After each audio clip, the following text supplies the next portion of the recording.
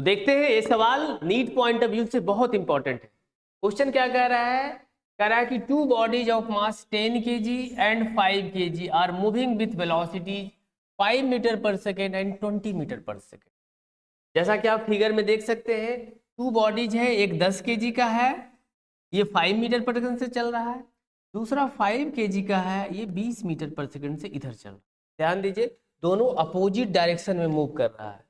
After some time क्या होगा, दोनों एक दूसरे से कोलाइड करेगा, है ना।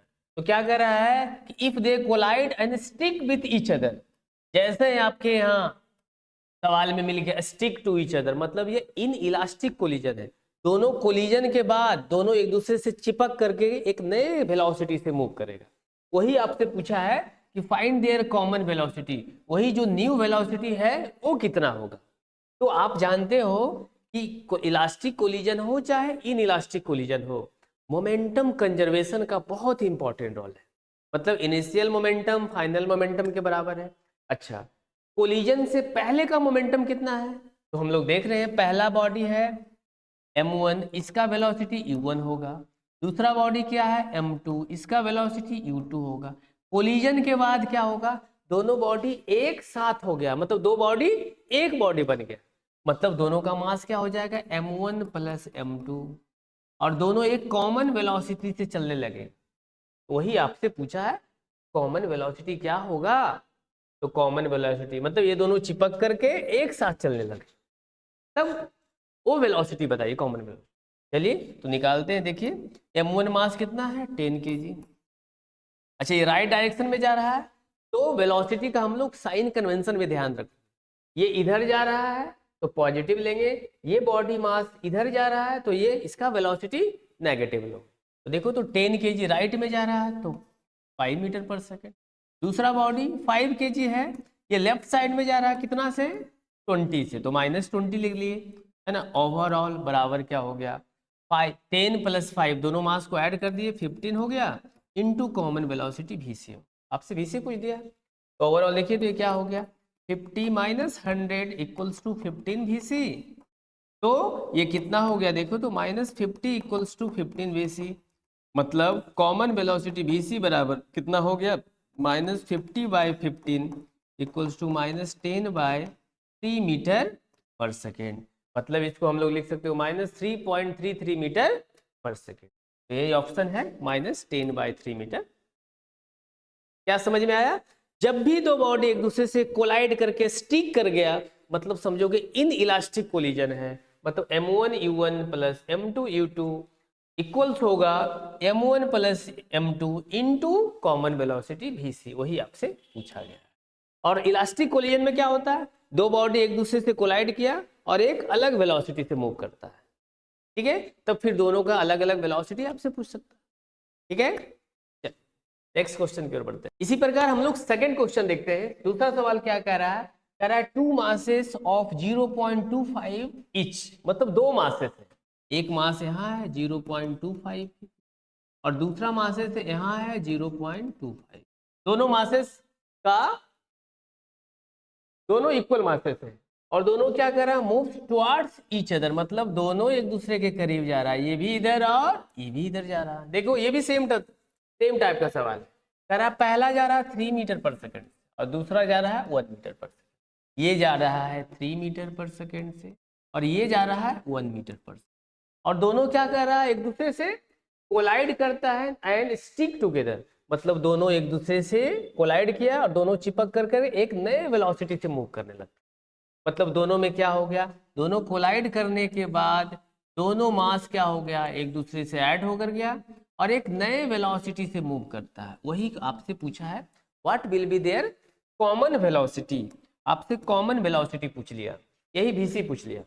तो क्योंकि जब भी कोलाइड एंड स्टिक की बात करेगी, आपके मन में सवाल आएगा कि ये इन इलास्टिक कोलिजन है।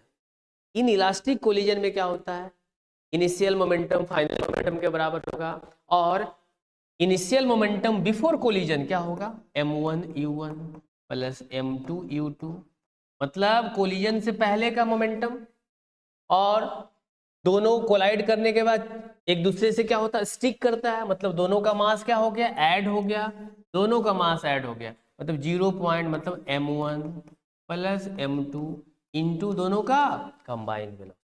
बस देखिए पहला मास कितना है 0.25 इंटू 3, दूसरा मास क्या है 0.25 और ये क्या जा रहा है अपोजिट डायरेक्शन में जा रहा है, तो इसके यहाँ पर क्या लिखोगे -1 लिखेंगे।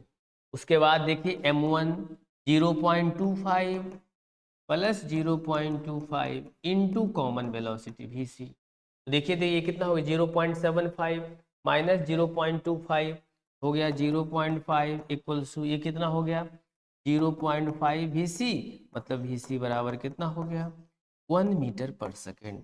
मतलब दोनों स्टिक करने के बाद दोनों 1 मीटर पर सेकेंड से आगे बढ़ने लगे। अच्छा ये पॉजिटिव साइन ये बताता है कि दोनों बॉडी स्टिक करने के बाद राइट साइड में मूव करने लगा 1 मीटर पर सेकेंड। देख लीजिए ऑप्शन, क्या क्लियर है, समझ में आया। नेक्स्ट क्वेश्चन की ओर हम लोग बढ़ते हैं। इसी प्रकार हम लोग अगले सवाल की ओर पढ़ते हैं। बहुत ही इंपॉर्टेंट सवाल है, ये सब सवाल करके जाओगे तो आपको एक कॉन्फिडेंस मिलेगा और इस तरीके के सवाल रिपीट भी होते हैं बहुत सारे सवाल। देखिए ये क्वेश्चन क्या कह रहा कि the coordinates of the centre of mass of the system of uniform rods are given, मतलब you have to find the centre of mass का कोऑर्डिनेट आपको फाइंड आउट करना। अब ध्यान दीजिए कह रहा कि 2 रॉड है, अब ध्यान दीजिए ये ओरिजिन है, कह रहा एक रॉड इधर है, ये यूनिफॉर्मली रॉड है, यूनिफॉर्मली मास डिस्ट्रीब्यूटेड रॉड है, ये टोटल लेंथ कितना है L है। अब मान लीजिए हमको सेंटर ऑफ मास निकालना है, तब क्या करेंगे, ओरिजिन यहाँ तो फिक्स है, तो ये एक अलग रॉड है या और ये एक अलग रॉड है, दो अलग अलग सिस्टम है। तो ऐसा करते हैं यहाँ से ओरिजिन है, तो इस रॉड का सेंटर ऑफ मास कहाँ पे होगा, इस रॉड का सेंटर ऑफ मास कहाँ होगा, बिल्कुल बीच में। मतलब यहाँ से अगर हम कैलकुलेट करने जाएं तो ये सेंटर ऑफ मास इस पॉइंट पर कितना हो गया L/2, 0, क्या नहीं होगा, एक्स एक्सिस पे है तो एक्स एक्सिस पे सेंटर ऑफ मास कहाँ होगा, बिल्कुल बीच में होगा, तो यहाँ से कितना होगा, टोटल लेंथ L है तो ये लेंथ कितना होगा L/2 और एक्स एक्सिस पे y कोऑर्डिनेट 0 हो गया। ठीक उसी प्रकार ये रॉड देखिए क्या है, ये रॉड जो है इसकी लंबाई कितनी है 2L है, तो ऑरिजिन से सेंटर ऑफ मास कितने लेंथ पे होगा, बिल्कुल हाफ लेंथ पे, मतलब यहाँ पे होगा। इसका कोऑर्डिनेट लिखने जाएंगे तो y एक्सिस पे x कोऑर्डिनेट 0 होता है और y कोऑर्डिनेट L हो गया, मतलब इस रॉड का भी आपने यहाँ से सेंटर ऑफ मास निकाल लिया। अब दोनों यूनिफॉर्म रॉड्स को मिला करके आपको इस दोनों का मिला करके सेंटर ऑफ मास निकालना। बस फॉर्मूला जानते हैं, x सेंटर ऑफ मास क्या होता है m1x1 plus m2x2 divided by m1 plus m। ठीक है, देखिए पहला मास है, मान लीजिए हम लोग इसका मास ले लेते हैं m, ठीक है, इसका अच्छा कह रहा है कि the coordinate centre of mass of the system uniform rod से, दोनों का मान लीजिए क्या है मास, इसका मान लीजिए मास m है, अब यूनिफॉर्म रॉड है तो इसका मास कितना होगा, इससे लंबाई ज्यादा है तो इसका मास कितना हो गया 2m होगा, है ना। तो पहला मास मान लीजिए m ले लिए हो तो इसका x कोऑर्डिनेट कितना है L/2, दूसरा मास कितना है 2m है, इसका x कोऑर्डिनेट कितना है 0। बस आप निकाल लीजिए, देखिए तो ml/2 mlr पर ये कितना हो गया 0, मतलब x कोऑर्डिनेट आपको आ गया कितना, x सेंटर ऑफ मास आ गया ml/।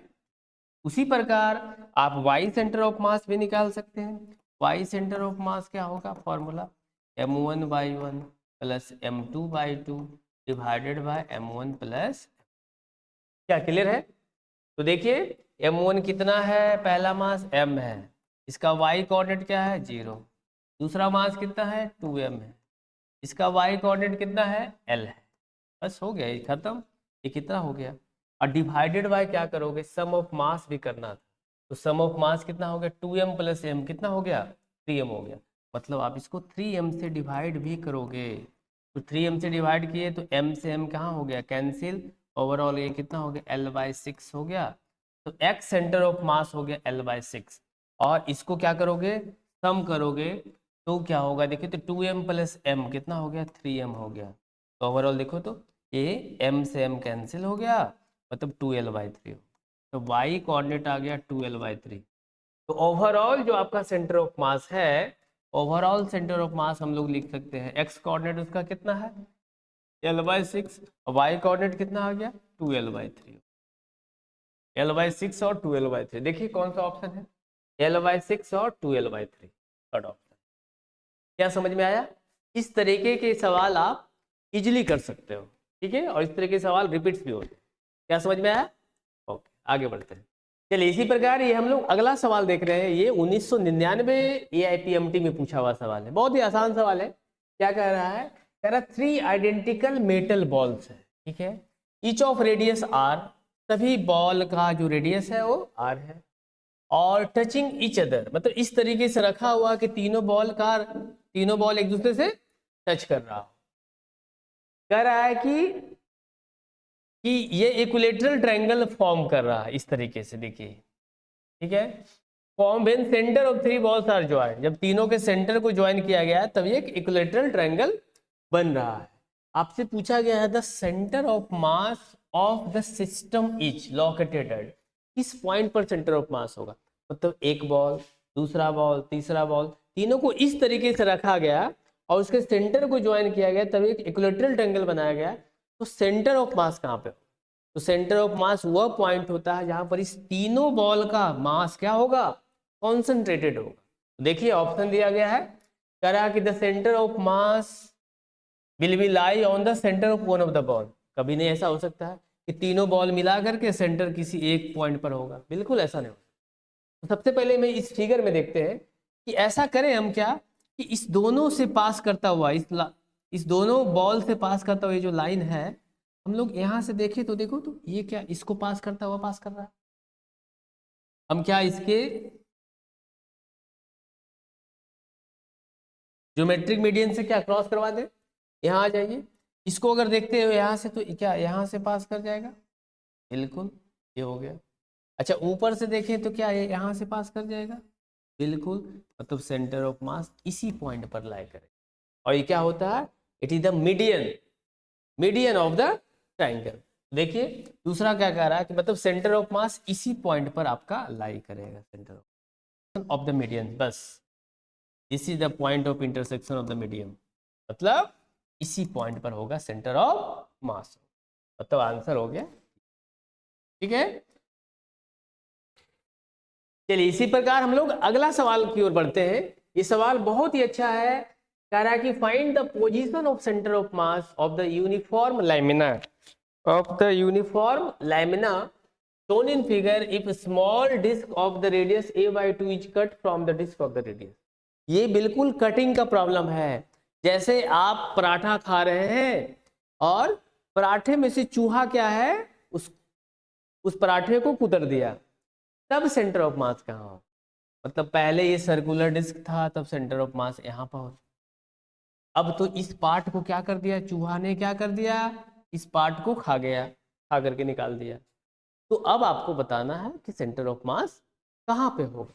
तो सेंटर ऑफ मास बिल्कुल पहले यहाँ होता लेकिन अब इधर शिफ्ट कर जाएगा, ठीक है, इधर से। तो कहाँ पर होगा ये पोजीशन बताना है और ये ऑप्शन आपको दिया हुआ है।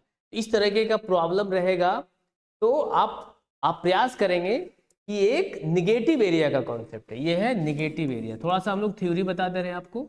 निगेटिव एरिया मतलब क्या होता है, हम लोग एरिया का कॉन्सेप्ट लेकर के इसको सोल्व करते हैं। देखो क्या होगा, क्या करोगे, इसका अगर निगेटिव एरिया का एक्स सेंटर ऑफ मास अगर निकालना है तो आप क्या करोगे, a1x1